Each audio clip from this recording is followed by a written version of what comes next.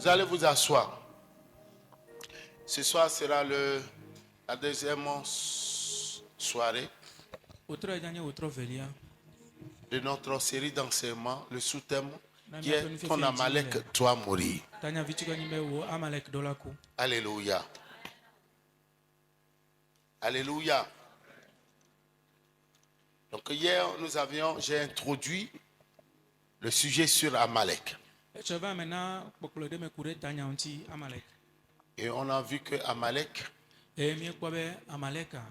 était le petit-fils d'Isaü.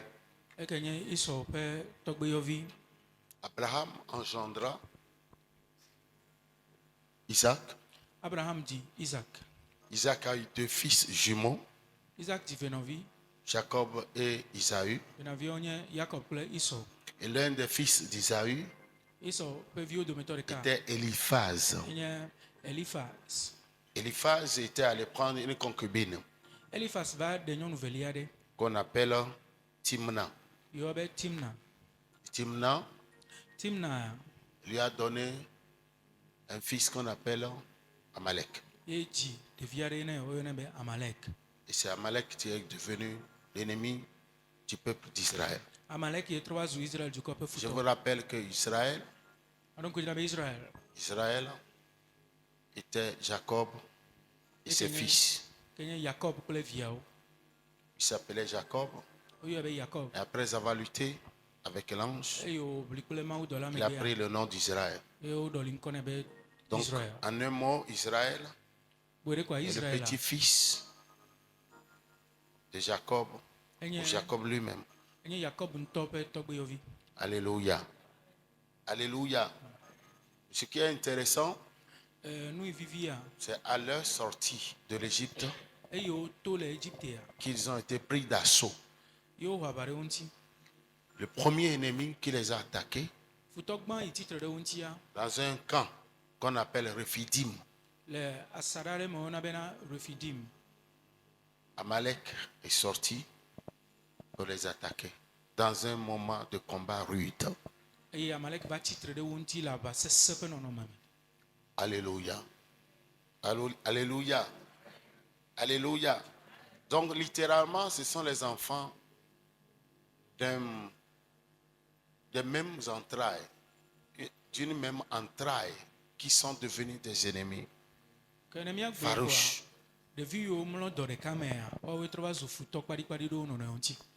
Pourquoi cette étude? Il y a des choses qui nous arrivent. Nous n'arrivons pas à dénicher les origines. Et tant que ce qui t'arrive, tu n'arrives pas à voir ses racines, tu ne pourras pas les résoudre. Parce que une fois que tu arrives à dénicher les racines de quelque chose, tu pourras l'attaquer par ses racines ou l'éradiquer.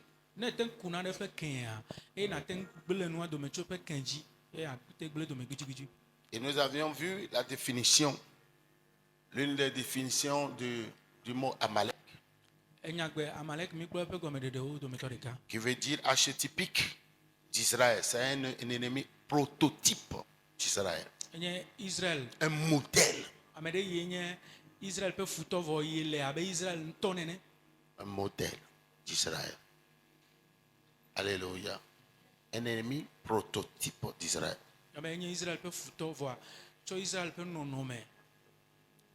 Amalek veut dire le mal pur.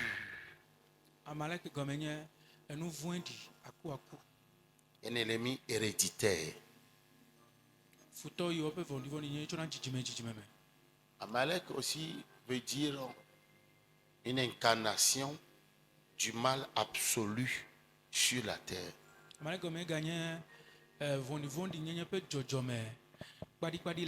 Incarnation du mal absolu sur la terre.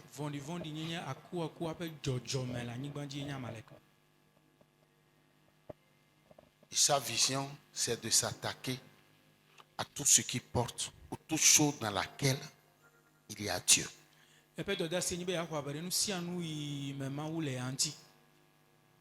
Y compris les enfants de Dieu, les œuvres qui donnent gloire à Dieu. Amalek veut détruire et sa vision, c'est d'éliminer. Pourquoi aujourd'hui les jeunes ne se marient-ils pas selon les normes bibliques? À l'heure où je vous parle, 2% des jeunes qui se marient sans fornication, sans avoir forniqué. Quand ils se voient, ils ne commencent pas à coucher. Fais bien la fornication avant d'aller au mariage. Plus de 50%, plus de même 110% portent la grossesse.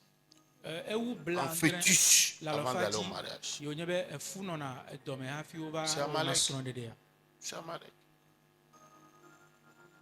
Parce que Romains 13 dit que le mariage soit honoré de tous. Les parents doivent être honorés. Parents spirituels de l'église doivent être honorés. Le gouvernement doit être honoré. Dieu le Père doit être honoré. Les amis les deux familles doivent être honorés. Les amis doivent être honorés. Tout le monde doit rendre témoignage que c'est un mariage propre. Et Dieu dit, c'est toujours Romains 13. Car le lit conjugal doit être exemple de tout sûr que Dieu punira les fornicateurs et les adultères. Est-ce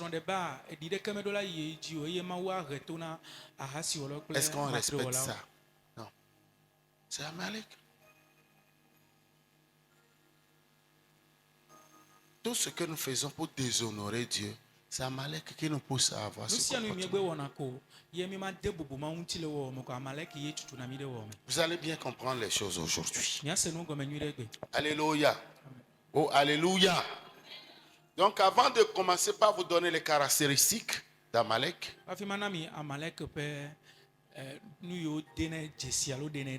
alléluia, nous allons lire un texte. Et vous allez voir la réaction de Dieu. 2 textes. Je voudrais que vous compreniez bien ceci. Parce que ce que je suis en train de vous dire, je ne l'ai jamais entendu quelque part. Parce qu'il y a eu des sermons, mais c'est des espèces rares. Donc il faut que tu prennes bien note pour que demain tu n'en souffres pas. Je n'ai pas entendu ton amen. Amen. Alléluia. Amen. Parce que la vision de Dieu, Dieu est un bon père et que ce qui est dit dans sa parole s'accomplit dans ta vie. Quand on te voit, qu'on sache que c'est toi qui transportes Dieu.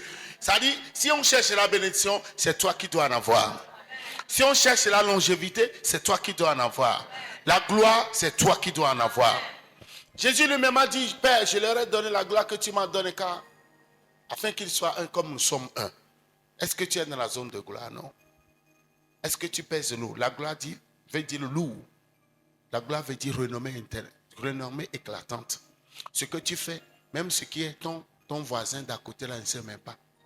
Il ne connaît pas tes talents. Ce qui veut dire qu'il n'y a pas de gloire. Ça va?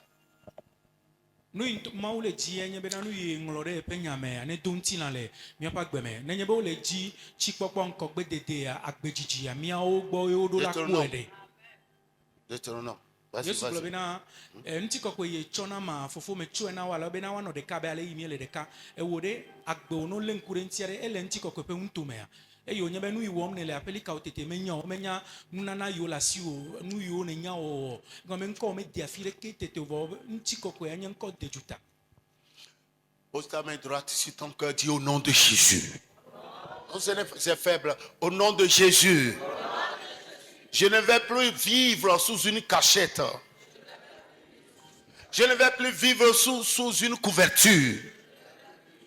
Ce que Dieu a mis en moi doit être connu de loin.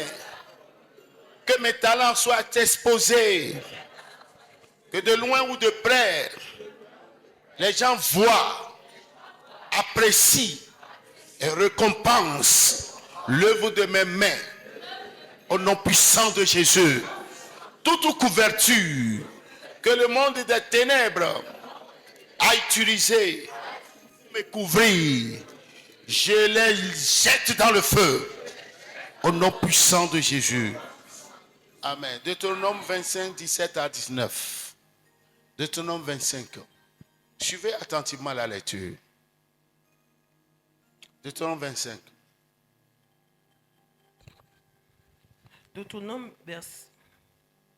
Deutéronome 25, le verset 19. Le verset 17 à 19, la Bible déclare: Souviens-toi de ce que tu fis à Amalek pendant la route. Souviens-toi de ce que te fit Amalek pendant la route, lors de votre sortie d'Égypte. Vous voyez? Souviens-toi de ce que te fit Amalek lors de votre sortie. C'est quelque chose d'ineffable. C'est-à-dire, ça n'a pas de sens. Un frère qui devient ton ennemi, ça crée des blessures émotionnelles. Souviens-toi, vas-y. Souviens-toi de ce que te fit Amalek pendant la route lors de votre sortie d'Égypte. Comment il te rencontra dans le chemin et sans aucune crainte de Dieu tomba sur toi par derrière, sur tous ceux qui traînaient les derrière pendant que tu étais las et épuisé toi-même. Lorsque l'Éternel, ton Dieu, après t'avoir délivré de tous les ennemis qui t'entourent, t'accorda du repos dans le pays que l'Éternel, ton Dieu, te donne en héritage et en propriété, tu effaceras la mémoire d'Amalek de dessus les cieux. Ne l'oublie point. Amen. Don't forget it. Tu effaceras la mémoire. Je te dis que si tu ne peux pas traiter ce dossier, Amalek ne te laissera pas vivre jouir de tes droits de rédemption. Tu vois? Tu ne peux pas. Tu pourras te marier d'une manière sainte, mais il va mettre des épines ronces dans ton foyer. Quand tu parles, c'est comme on met les trucs pour pincer le tympan de ta femme. Et ça transcode la parole. Elle comprend de travers. Le mari aussi comprend de travers. Ce qui va arriver, c'est le feu.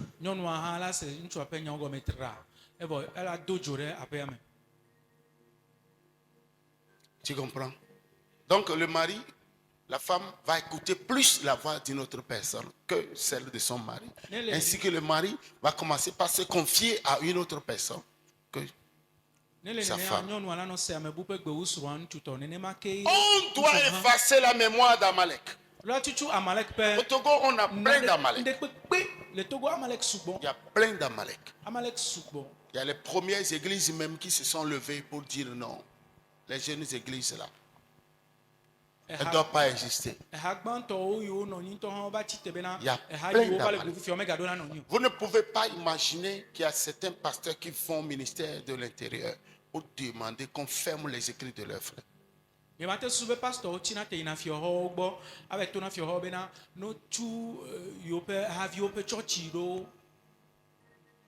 ne pouvez pas imaginer.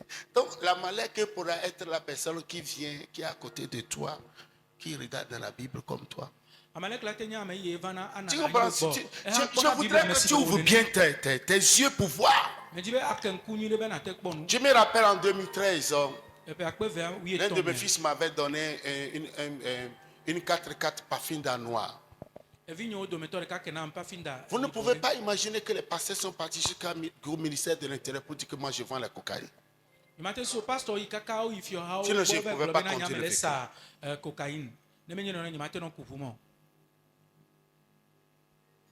Imagine. Et en 2014, j'étais aux États-Unis. Ils ont tout fait pour aller au ministère pour qu'ils ferment l'église.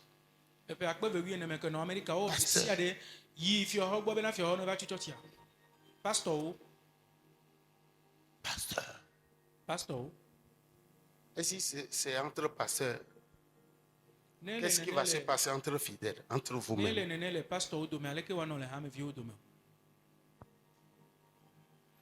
te voit qui veut te marier, une de tes amies pour aller te saboter, dis-toi, tu n'es qu'une fille accusée légère.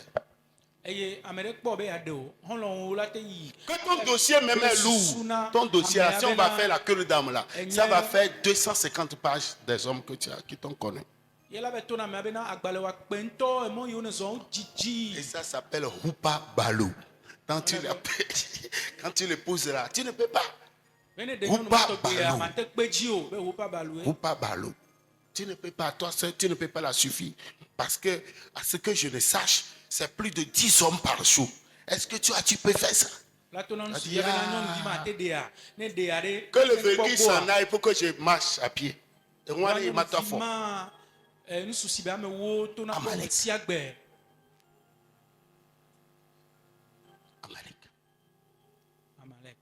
Tu vois un peu la chose, non? Le devoir du chrétien, c'est d'éliminer Amalek. Tuer Amalek, c'est un devoir pour nous. Je voudrais que tu comprennes ça. Un fils qui se lève. J'avais eu un monsieur ici, père à son âme. Il a acheté des hectares. Il a eu des fils jamché, bizarres, par de différentes mères. Et il m'a dit que lui ne dort plus avec les yeux fermés. Il dort avec un œil ouvert. Parce que ses enfants voulaient prendre les documents pour aller vendre. Parce qu'il a des hectares au niveau d'Adéticopé là. PH à l'époque. Et il dort avec un œil ouvert. Amalek. Donc tu pourras avoir des fils Amalek, filles Amalek. Papa Amalek, maman Amalek. Papa Amalek, maman Amalek. Parce qu'il y a des papas Amalek qui vont faire des fétiches, ils rentrent dans les confréries, on leur demande de coucher avec leurs filles. C'est Amalek, non? Papa, ça existe. Si tu ne fais pas, tu vas mourir. Maintenant, tu es enceinte de la fille là. Comment est-ce qu'on va appeler l'enfant là?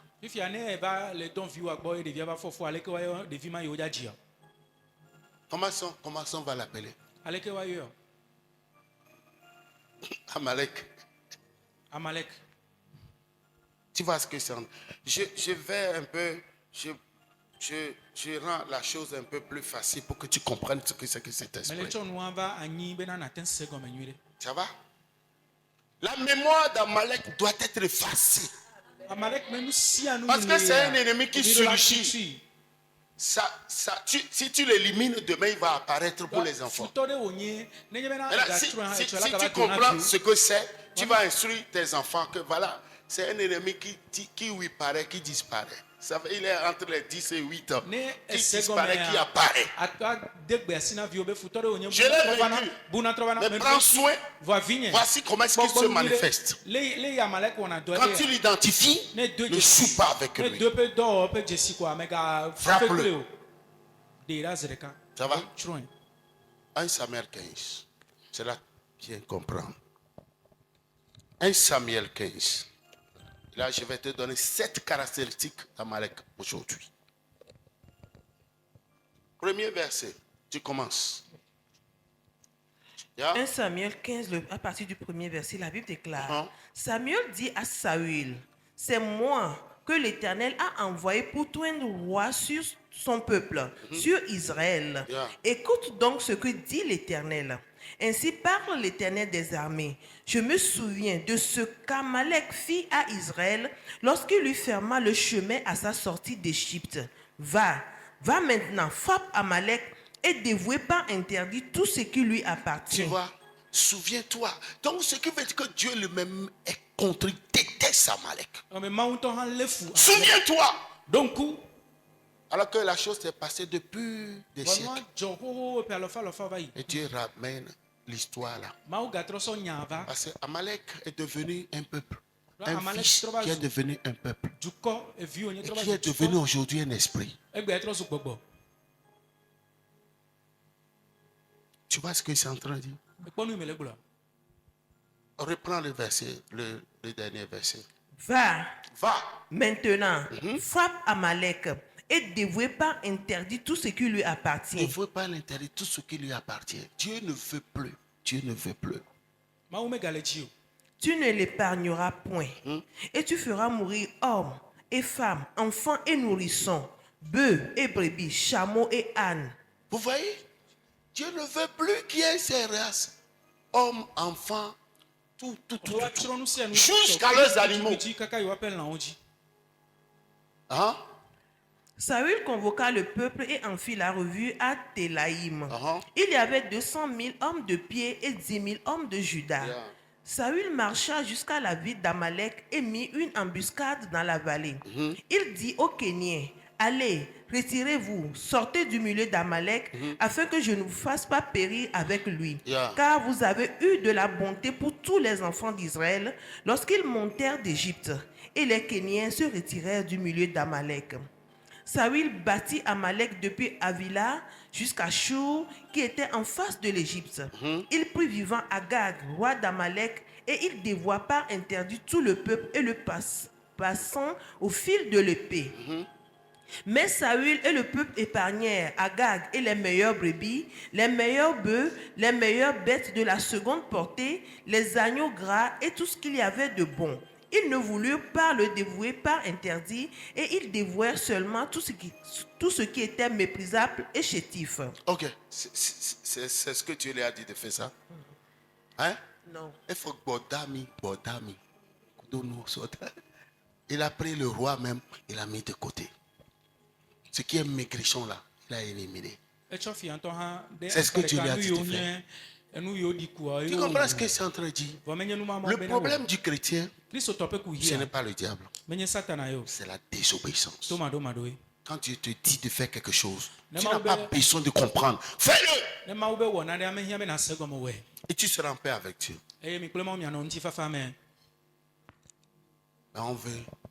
On veut discuter. On veut faire des commentaires. On veut faire des débats. Pourquoi Dieu a dit ça? Nos mamans, machin, tout ça là. Dieu a dit de tout raser. Tout raser. Bodamio, c'est les chétifs. Il a laissé. Il a mis le roi. Vous suivez? Ça va? Continue. Verset 10. Le verset 10. L'Éternel adressa la parole à Samuel et lui dit, je me répands d'avoir établi Saül pour roi, car il se détourne de moi et il n'observe point mes paroles. Samuel fut irrité et il cria à l'Éternel toute la nuit. Il se leva de bon matin pour aller au-devant de Saül. Dieu s'est repenti. Si je savais, je n'allais pas établir Saül roi. Dieu a les deux extrêmes. Il est extrêmement gentil et extrêmement compliqué. Quand tu es avec lui, tu es content, vous êtes content. Il faut faire attention. Si tu fais ce que tu n'es pas censé faire, c'est fini. L'acte là, ça a coûté très cher à Saül. Il s'est repenti. Si Dieu se repent de t'avoir appelé comme fils chrétien, c'est grave. Il y aura des gens que Dieu va t'indiquer, il faut les éliminer, il faut couper tout contact. Ne leur donne même pas de l'eau à boire. Ne les reçois pas chez toi. Ils vont venir te blaguer, tu vas les accepter. Ça ne fait rien. La Bible dit aime ton prochain comme toi-même. Aime ton prochain comme toi-même, il faut lui donner. Dieu lui-même dit qu'il est amour. C'est Dieu qui a dit qu'il est amour. Il est amour. Tu vois? Dieu est amour. Et Dieu a des ennemis.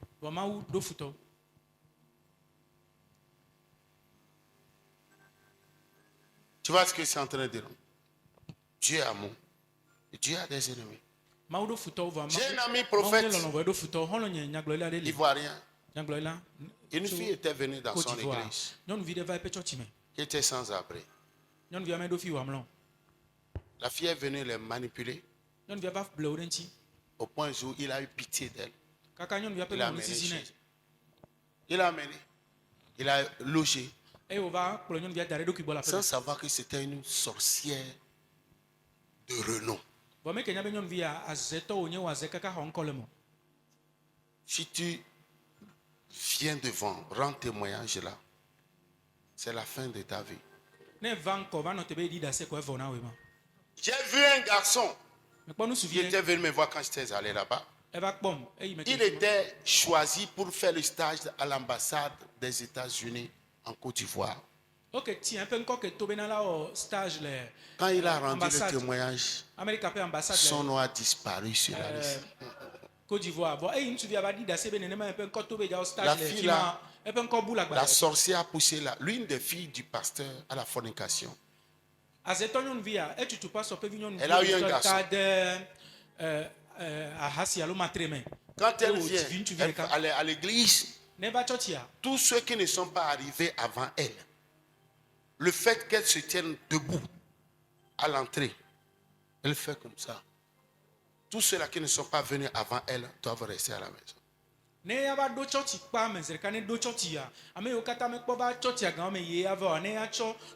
Donc nous étions en deux services. On a eu une séance dans la matinée.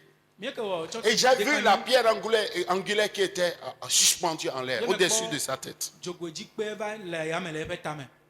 Je l'ai appelé. Ce que tu es en train de faire dans cette église, si tu ne le dis pas, la pierre là que j'ai vue là va t'aplatir tout à l'heure.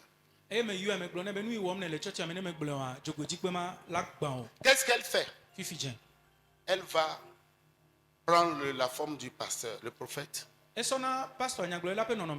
pour aller faire des câlins aux femmes de l'église. Là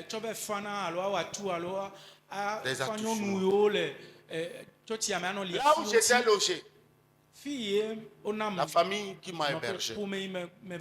Et matin comme ça, le monsieur est venu, il frappait. Je ne t'ai pas encore dit, pasteur, je vais quitter l'église. Je vais quitter. Je vais quitter. Il y a quoi? C'est fait la deuxième fois, ma femme m'a rêvé. Il y avait le prophète est venu, il fait des câlins pour coucher avec elle. Tout cela. Si la chose se répète, ce qui veut dire que lui, le prophète, il a mûri, il a une idée. Il va prendre ma femme, moi je vais quitter. Et je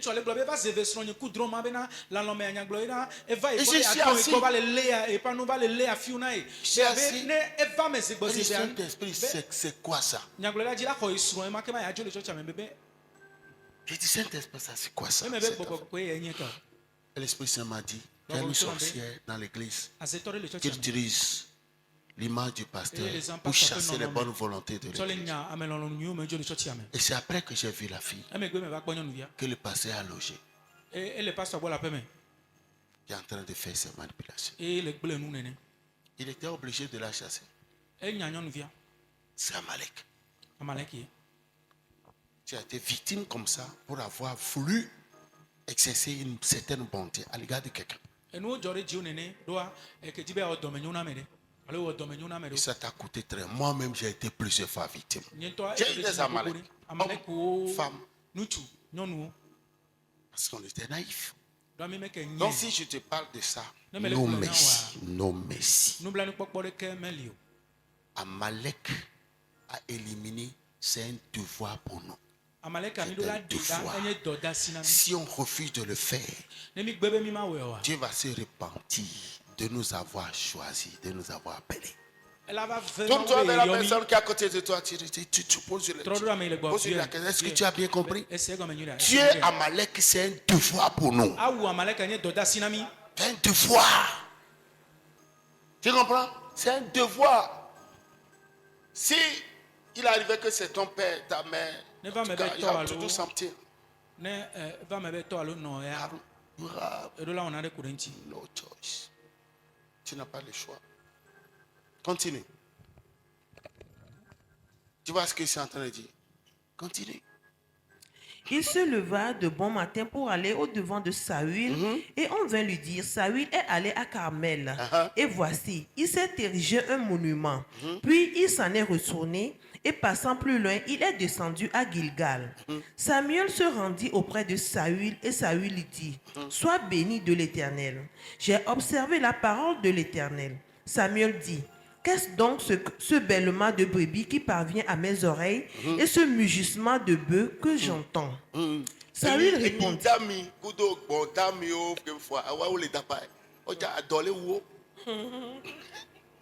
C'est ça, non?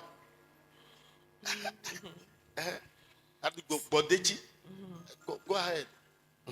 Saül répondit, ils les ont amenés de chez les Amalécites parce que le peuple a épargné. C'est ça, non?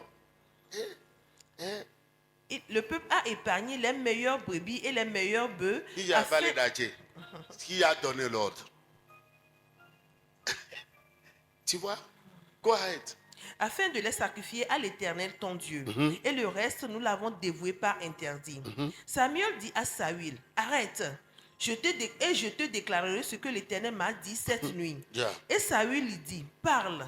Samuel dit, lorsque tu étais petit, à tes yeux, tu n'es pas devenu le chef. Tu n'es pas devenu le chef des tribus d'Israël, et l'Éternel ne t'a-t-il pas un pour que tu sois roi sur Israël?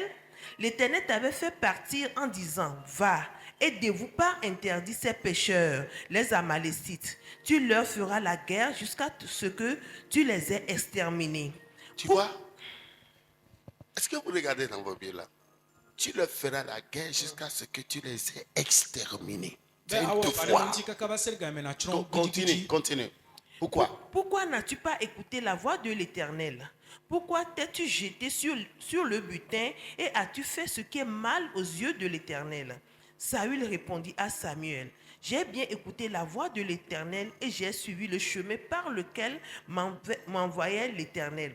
J'ai amené Agag, roi d'Amalek, et j'ai dévoué par interdit les Amalécites. Hein? C'est ça? Oui, vas-y. Mais le peuple a pris le butin des brebis, des bœufs, comme prémisse de ce que devait être dévoué, afin de les sacrifier à l'Éternel, ton Dieu, à Gilgal. C'est ce que tu as demandé, c'est ça? Samuel dit, l'Éternel trouve-t-il du plaisir dans les holocaustes et les sacrifices, comme dans l'obéissance à la voix de l'Éternel? Voici, l'obéissance vaut mieux que les sacrifices, et l'observation de sa parole vaut mieux que la graisse des béliers. Car la désobéissance est aussi coupable que la divination, et la résistance ne l'est pas moins que l'idolâtrie et les téraphimes. Puisque tu as rejeté la parole de l'Éternel, il te rejette aussi comme roi. Alors Saül dit à Samuel, cela lui a fallu la perte de la royauté. C'était le problème que Saül a eu avec. Amen. Voyez, c'est simple. Continue. Alors Saül dit à Samuel, j'ai péché car j'ai transgressé l'ordre de l'Éternel et je n'ai point obéi à tes paroles. Je craignais le peuple et j'ai écouté sa voix. Maintenant, je te prie, pardonne mon péché. Reviens avec moi et je me prosternerai devant l'Éternel. Samuel dit à Saül, je ne retournerai point avec toi, car tu as rejeté la parole de l'Éternel et l'Éternel te rejette afin que tu ne sois plus roi sur Israël. Et comme Samuel se tournait pour s'en aller, Saül le saisit par le pan de son manteau qui se déchira. Samuel lui dit, l'Éternel déchire aujourd'hui de dessus toi la royauté d'Israël. Il aggrave sa situation. L'Éternel déchire aujourd'hui de dessus toi la royauté d'Israël et la donne à un autre qui est meilleur que toi. Celui qui est la force d'Israël ne ment point et ne se répand point, car il n'est pas un homme pour se repentir. Saül dit encore, j'ai péché. Maintenant, je te prie, honore-moi en présence des anciens de mon peuple et en présence d'Israël. Reviens avec moi et je me prosternerai devant l'Éternel ton Dieu. Samuel retourna et suivit Saül, et Saül se prosterna devant l'Éternel. Et puis Samuel dit, amenez-moi Agag, roi d'Amalek. Et Agag s'avança vers lui d'un air joyeux. Il disait, certainement l'amertume de la mort est passée. Ouais, donc lui croit que le problème est réglé. Hein? Continue. Samuel dit, de même que ton épée a privé des femmes de leurs enfants, ainsi ta mère et les femmes sera privée, ta mère entre les femmes sera privée d'un fils.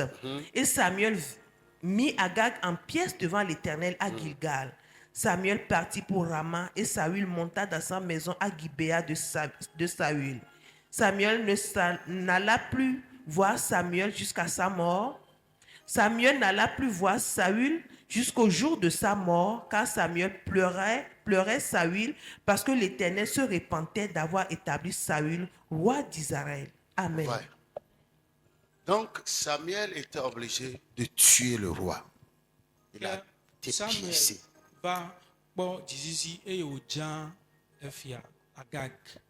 Donc Amalek ne doit pas vivre. Le titre c'est quoi? Ton Amalek doit mourir. Tout démon, toute personne qui se manifeste comme Amalek dans ta vie ne doit pas vivre. Si tu le laisses vivre, il va détruire. C'est l'incarnation du mal absolu.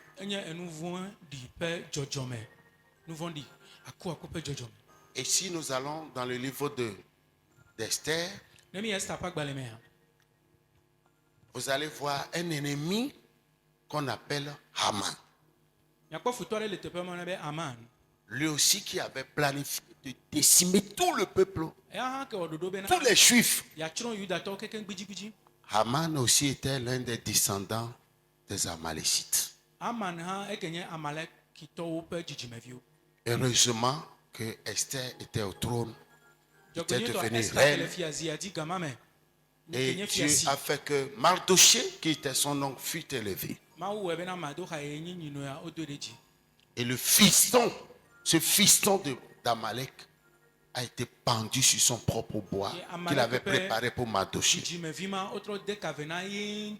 vous étudiez bien le livre d'Esther, Haman avait planifié de tuer tous les Juifs du royaume.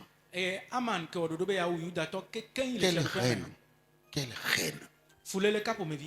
Donc, quelqu'un doit tomber. Si ce n'est pas toi, c'est lui. Et ne sait pas quel est le choix que tu es en train de faire. Ce qui fait aujourd'hui que malgré que tu fais des efforts, rien ne marche pour toi. C'est Amalek qui ne veut pas que le nom de Dieu soit glorifié dans ta vie. C'est pourquoi la Bible dit dans Jérémie chapitre 48 verset 10, maudit soit celui qui retire son épée du carnage. Est-ce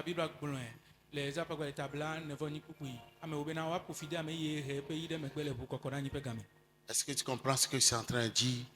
Les gens à tuer, tu dois les tuer.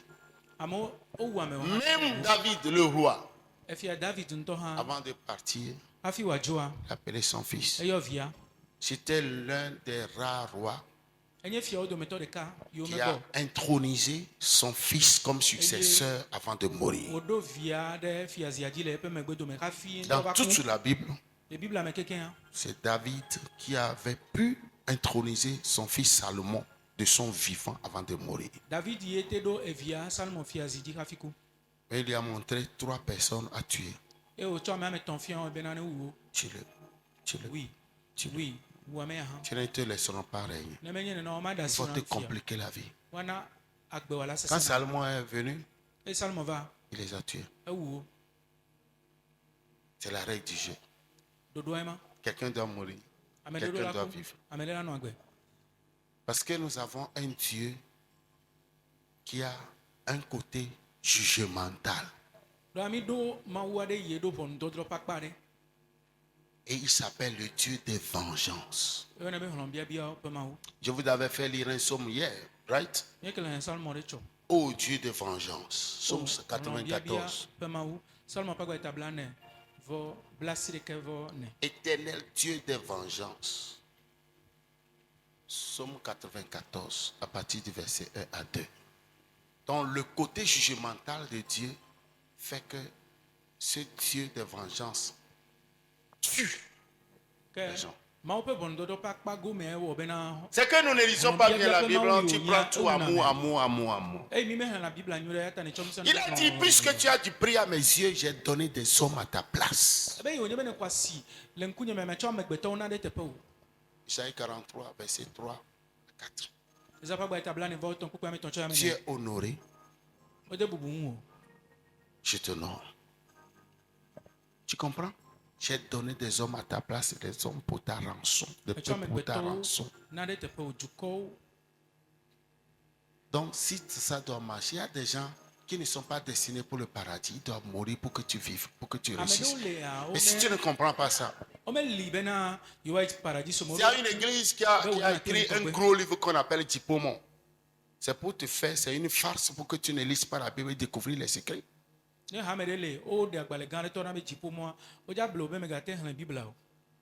Parce que si tu lis la Bible, tu vas découvrir beaucoup de secrets. Donc on t'occupe inutilement par ce livre bizarre là. Tu comprends? Ça va? Alléluia. Donc ne pas pouvoir lire la Bible, c'est une occupation, c'est une attaque. Et c'est un démon qui le fait. Il s'appelle Léviathan. Quand tu es paresseux, tu ne peux pas lire la Bible. C'est un serpent qui t'attaque. Il s'appelle serpent fuyard. Isaïe 27, verset 1. Serpent fuyard. Léviathan. Sinon, tu pourras être un champion invincible, indomptable. Une menace pour les ennemis. Je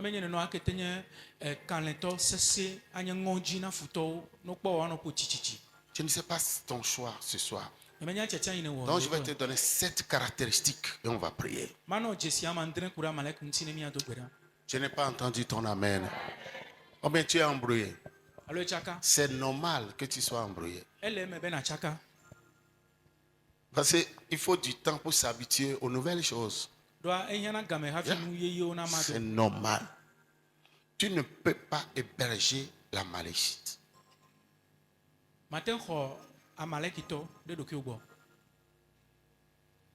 Ne lui donne même pas un verre d'eau à boire.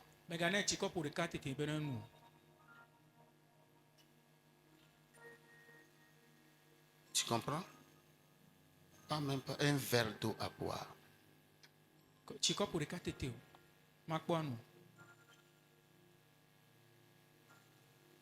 Il va t'envoûter. Il va te détruire.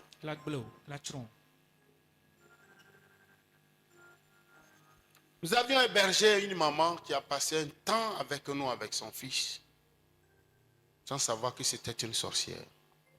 Les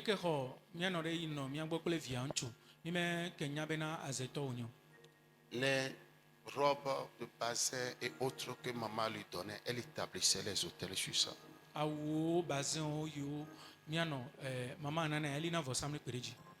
J'étais obligé de la chasser de l'église. Je lui ai dit, à partir de cette date-là, I don't want to see you here.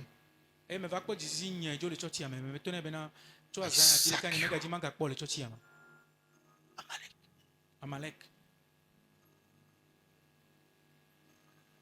Parce qu'elle est là, elle travaille avec les ennemis de l'extérieur. C'est plus tard qu'on l'a déniché. Dans la solution, prends ma route, je vais prendre. Prends ta route et je vais prendre ma route. Amalek. Nous on l'a hébergé, mère et fils, pendant des années. Amalek.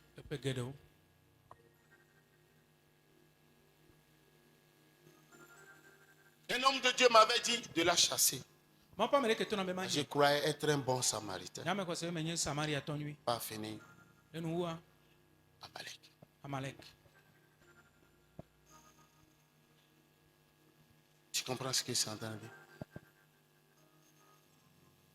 Donc pour pouvoir faire du bien à quelqu'un, il faut que tu aies les yeux spirituellement ouverts. Est-ce que ce n'est pas l'ennemi que tu veux financer? Est-ce que ce n'est pas l'ennemi que tu veux nourrir pour qu'après s'être rassasié, il va se lever contre toi? Maintenant, comme tu as la révélation sur Amalek, je vais te donner les indices qui sont les caractéristiques. Note les caractéristiques. Quelles sont les caractéristiques d'Amalek? 1.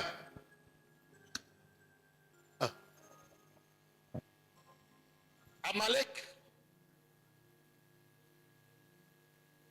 se manifeste par une pleine nature de péché. C'est-à-dire les désirs du péché. La chair.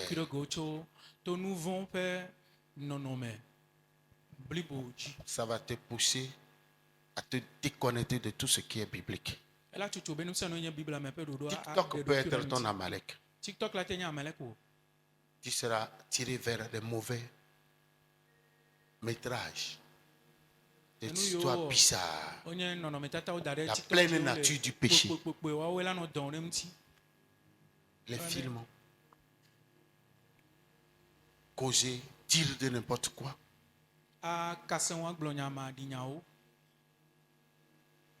Et ça va t'éteindre. C'est Amalek ça. C'est l'une de ses caractéristiques. Tout ce qui t'attire vers le péché te pousse, crée une envie en toi. Il y a des hommes qui ont les yeux scannés, pensées scannées. Quand ils voient les femmes, ils les scannent. Ils font tout en même temps.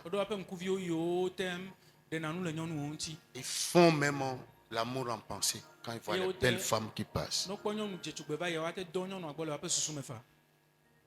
Ça, c'est la nature d'Amalek. 2.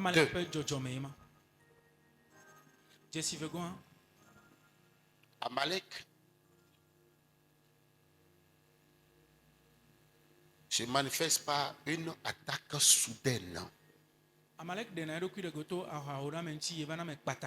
Une attaque soudaine, inespérée. Parce que le peuple était sorti. Et au moment où ils ont fait une pause à Rephidim, qui veut dire repos, soudainement, et puis ils sont passés par derrière. Ils étaient nombreux, plus de 4 millions. Ils ont commencé par attaquer les gens de derrière qui étaient fatigués.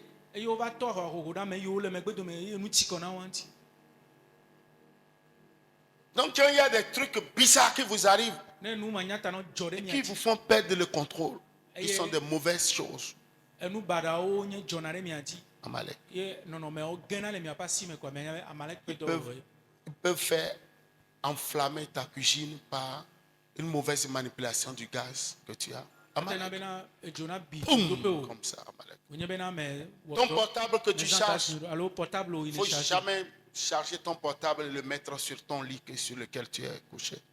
Amalek pourra venir faire éclater le portable. Ça va être un incendie qui pourra te tuer. Attaque inespérée. 3. Alléluia. 3. Attaque indirecte. C'est-à-dire, il utilise les ruses. Les choses se passent dans ta vie, mais tu ne sais pas que c'est Amalek.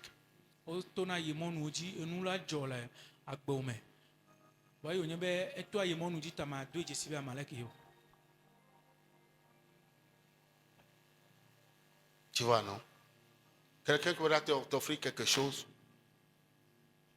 tu seras un point de contact. J'ai un ami. Il a épousé, après le mariage avec sa femme, l'ex de la femme leur a offert un miroir de cadeau de mariage.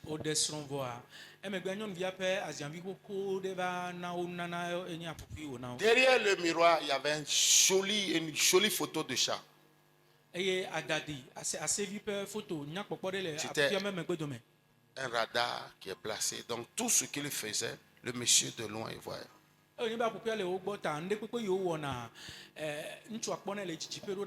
Alors je parle d'un mariage qui a duré près de 28 ans. C'est à terre. Ils n'ont rien. Amalek.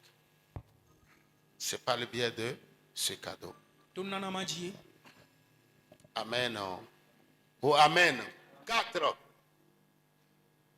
Amalek représente l'attaquant vicieux.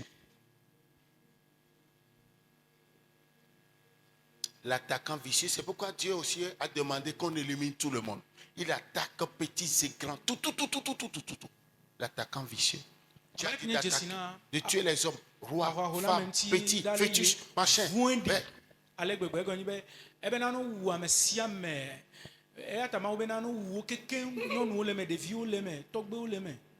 Il représente un attaquant vicieux.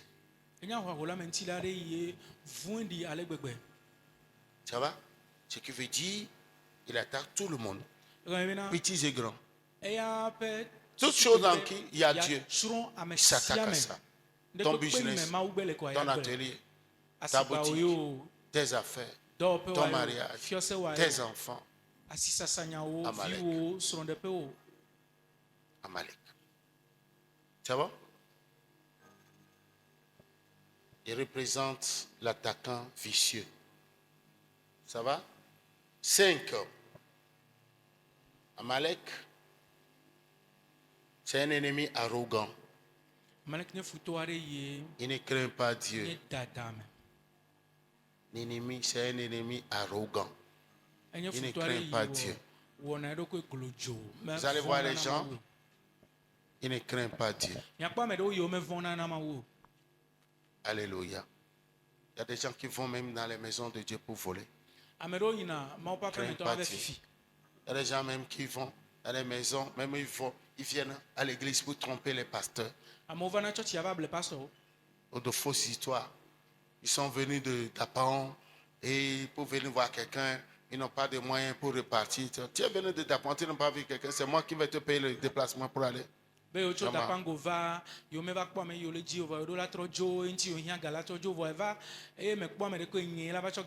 qui viennent avec de fausses ordonnances. Ils sont malades, machin, tout ça là, tout ça. Non. Ce n'est pas clair. Ils ne craignent pas Dieu. Tu leur donnes de l'argent, ils vont se retourner. Alléluia. Il y avait un monsieur, j'étais à la place le jour là, il était venu avec une ordonnance. Il est malade. Et quoi, il voulait se soigner. Quand tu le vois, au moment où il me parlait, il avait vraiment un air pâle. Quand je lui ai donné de l'argent, à peine quelques minutes, il est parti acheter les brochettes. Il a commencé par les tirer de tu es malade.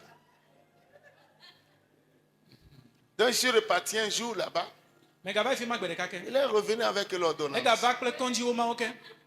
Il a dit, toi là, tu es maudit. Moi, je vais te donner mon argent. Si tu as faim, dis-moi que tu as faim, je vais t'acheter de la nourriture. Amalek, il ne craint pas Dieu. Toi, tu penses sur le fait du bien, mais c'est de la ruse. Si le fait, Dieu ne va pas te bénir. Et ils t'ont eu. 6. Amalek représente les ennemis qui doivent être détruits. Les ennemis qui doivent être détruits. No mercy for them.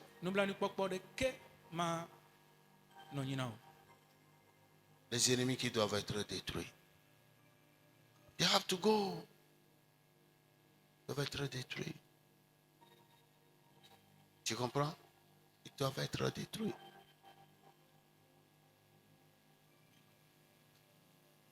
Il n'y a pas de salut pour les Amalek.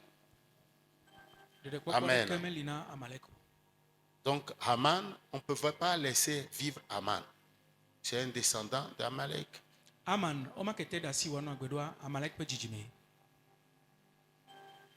Il avait détesté Mardoché et les Juifs. 7. Le dernier pour aujourd'hui. Amalek représente l'ennemi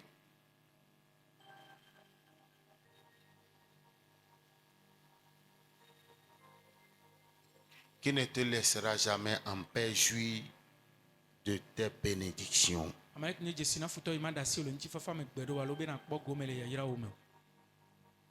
Il est là toujours pour te créer des problèmes. Israël à peine sorti dans la joie, il attaque. Donc tout ce qui ne veut pas te laisser en paix, vivre dans la joie, c'est Amalek. Donc voici les quelques indices. Demain, je vais te donner encore 8 autres caractéristiques. Il représente l'ennemi qui ne te laissera pas en paix. Et jouit de tes bénédictions. C'est bon? Alléluia. Alléluia. Est-ce que vous ne voyez pas que c'est bon de découvrir ces choses-là? Parce que quand tu as une fausse cible, tu vas prier, mais ça ne donnera pas. Alléluia. Comme je vous l'avais dit hier, j'ai vu dans une église une servante de Dieu, un ancien dépotoir qui physiquement a été détruit, mais qui existe spirituellement.